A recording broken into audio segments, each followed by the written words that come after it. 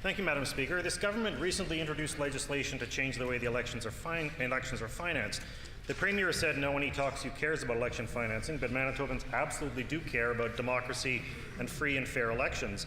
There is room for reform in campaign financing, but it shouldn't be used by the party in power to rig elections in their favour or to try to game the system with the goal of creating a permanent Conservative majority. That's what the Premier's former boss, Stephen Harper, attempted and failed to do. There is a serious concern, Madam Speaker, that totally eliminating rebates will fatally weaken Elections Manitoba's oversight of campaign spending. In the past, these audits have revealed Conservative schemes from the 1995 PC vote splitting to the 2006 Conservative in-and-out scandal, 2 elections where the Premier was a candidate. Is this bill an attempt by the PCs to hide their campaign spending from Elections Manitoba so they can ignore campaign spending laws as they have in the past?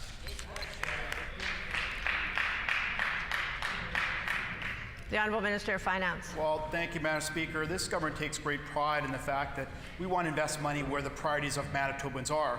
We know this with this political process that's in place in terms of some of the changes that were made will allow us to invest money where it should be spent. Over $3 million, Madam Speaker, on priorities for Manitobans, whether that be in health care or education or economic development. That's money that should be spent on Manitobans' causes as opposed to giving back to political parties, Madam Speaker. The Honourable Leader of the Second Opposition on a supplementary question. Thank you, Madam Speaker. Again, the issue of campaign financing and deliberately ignoring campaign finance and spending laws makes the difference between whether or not we have free and fair elections. In 2006, the Conservative Party of Canada ran an in-and-out scheme where over 60 Conservative campaigns illegally used local funds to buy ads in different ridings where the race was close. They spent $1 million over the legal limit, and the scheme was only uncovered when the CPC applied for over $700,000 in public rebates using forged invoices.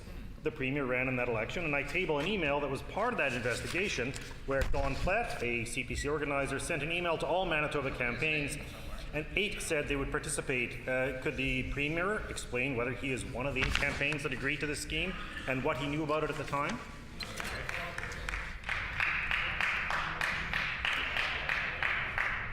The Honourable Minister of Finance. Thank you, Madam Speaker. It's always important to hear the hypocrisy coming from the other side. We know the mess that's going on in Ottawa from his Liberal colleagues in Ottawa that's there. This government is about transparency and openness. This election law, Financing Act, will change things to make things appropriate, where we can spend appropriate money. We don't think the fact that government should fund up to $1.25 of every dollar that's contributed through donations as well as contributions back to the parties. We think the money should be invested in priority areas for Manitobans. We're very proud of the fact to make changes in this way. We think it'll be more important to spend on priority needs of Manitobans like health and education, Madam Speaker.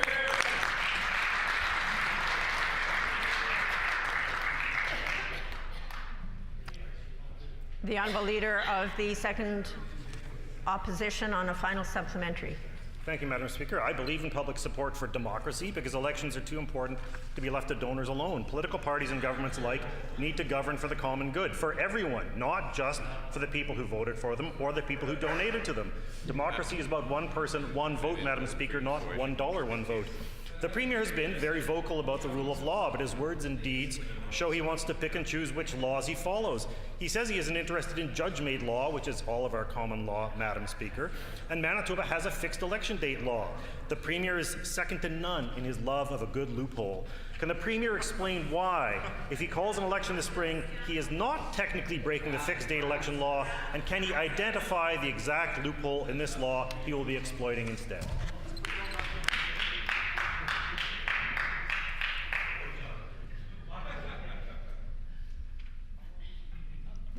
The Honourable Minister of Finance. Thank you, Madam Speaker. And it's ironic that we hear from the member that has come into this House saying he's talking about sunny ways and improving the way politics is done, and yet we know what's happening in Ottawa with his political parties in terms of cash for schemes that have gone in the past.